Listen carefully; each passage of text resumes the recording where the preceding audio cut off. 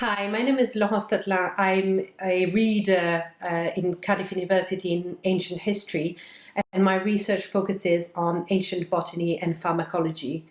One type of source I work a lot with is ancient recipes. So we have thousands and thousands of recipes from antiquity, so recipes for food, for cosmetics, but mainly for drugs.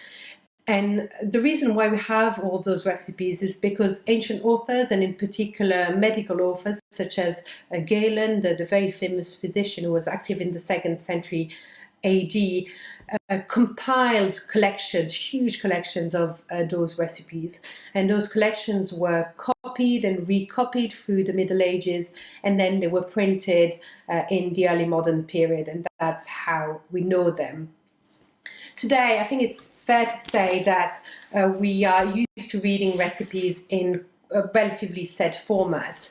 And this format is here of a book of Nigella Lawson. It's to have a list of ingredients with exact quantities and then a series of steps on how to prepare the recipe, this very, very delicious chocolate cake.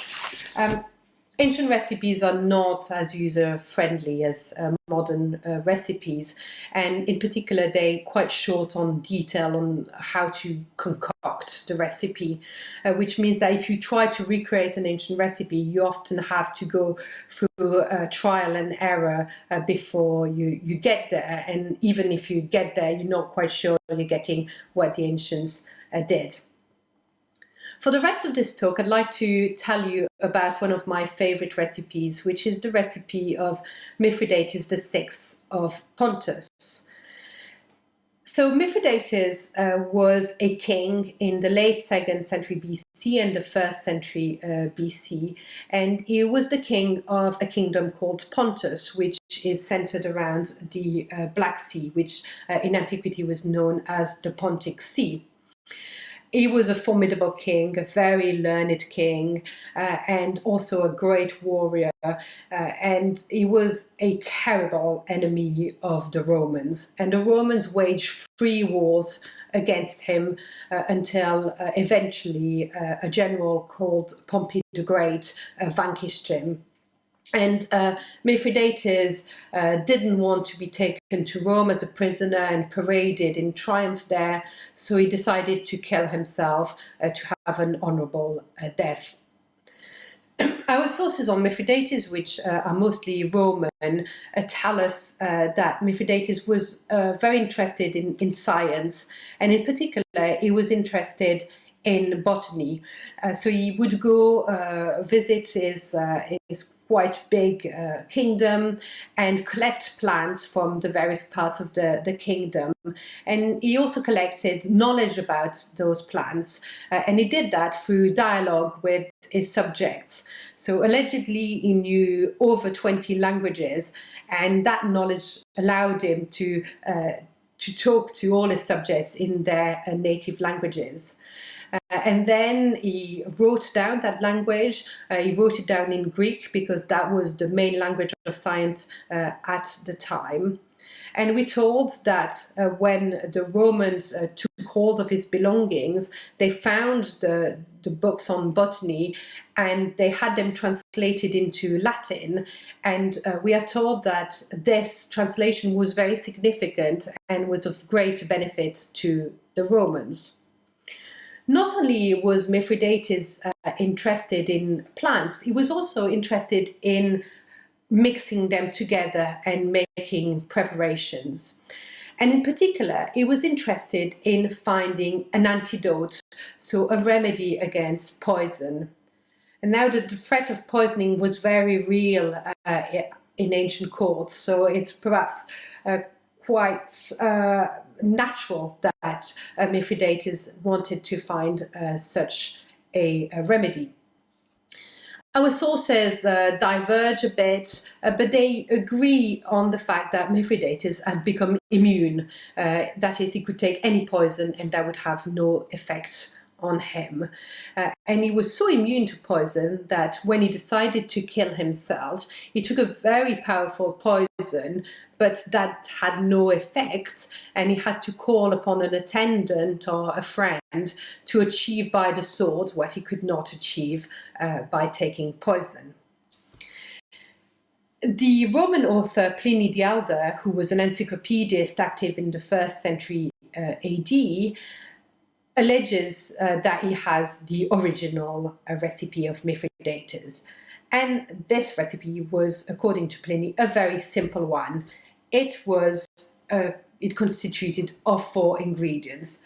I have those 4 ingredients here, and they are figs, 2 figs, 2 walnuts, 20 leaves of rue. You might not know rue, but rue is quite a common garden herb, and then a pinch of salt.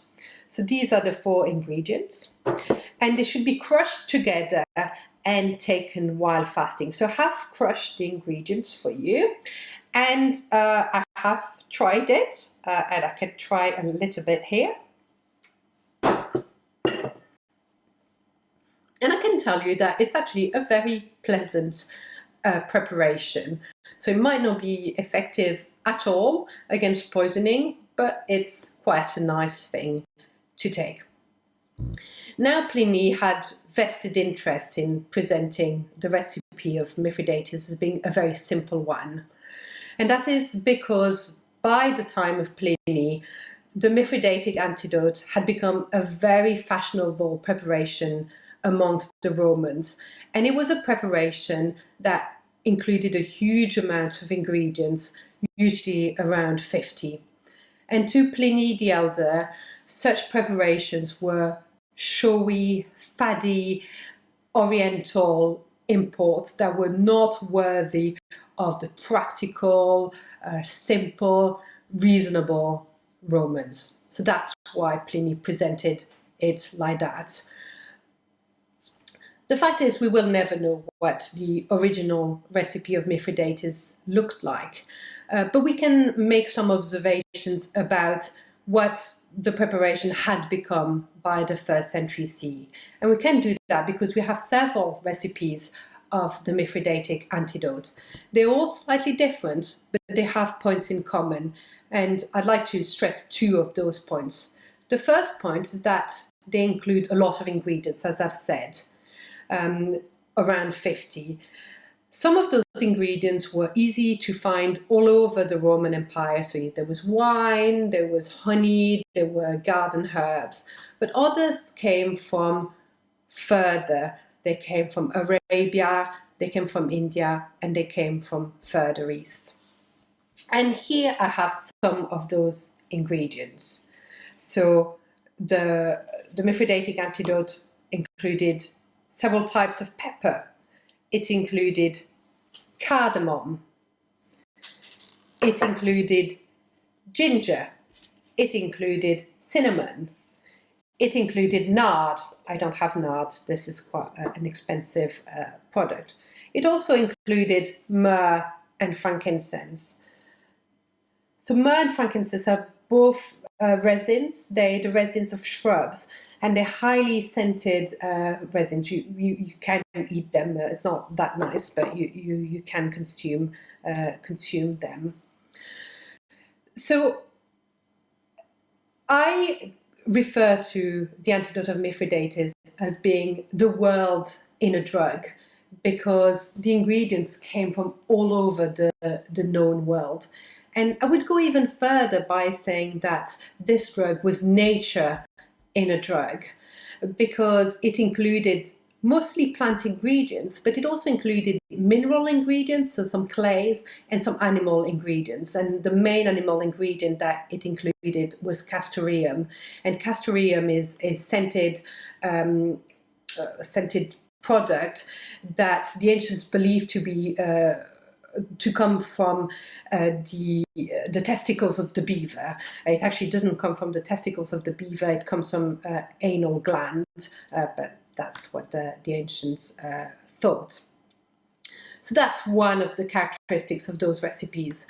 A second important characteristic is that the recipe is said to work against a vast array of things. So it's said to work against poisoning, but also against the bites of venomous animals and against a huge series of diseases that go from the very common, such as indigestion, to the very severe. So, for instance, peripneumonia, which is a respiratory disease, or tetanus.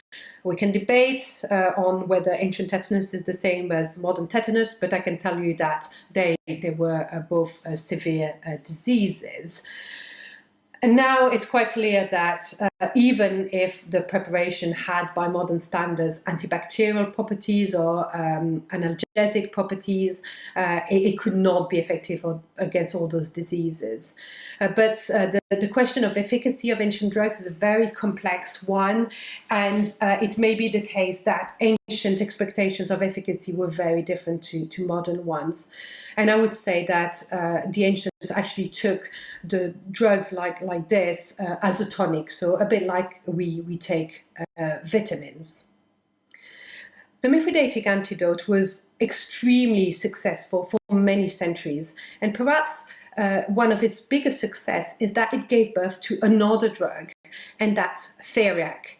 So theriac was invented by someone called Andromachus the Elder, who was physician to the Roman Emperor Nero, who was an emperor in the 1st century CE. So what Andromachus did is that he took the drug of Mithridates and he tweaked it, he changed the amount of opium, and also he added viper flesh, and that made it a superb drug against the bites of venomous snakes.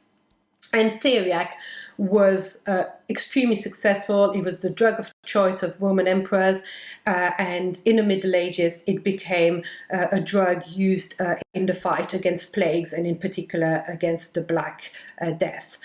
And both the Mithridatic antidote and theriac were still to be found in official pharmacopoeias in the 18th century in several countries, and in some even until the 19th century, so extremely successful. Now, you might never have heard of theriac and Mithridatic antidote, but actually you will be familiar with them in another way, because you will be familiar with what they look like and what they smell like. And this is like treacle. And indeed, the word treacle, the English word treacle, by a rather tortuous etymologic root, is a derivation of the Greek word theriake, theriac. Unfortunately, I don't have treacle here to show you, because of the COVID-19 crisis and the interest in baking at the moment, I can't find any in the shops. But if you have some at home, I hope you can open it and taste it and smell it and think of all the long story that goes back to the 2nd century BC, and think that you're consuming a drug that is truly fit for a king.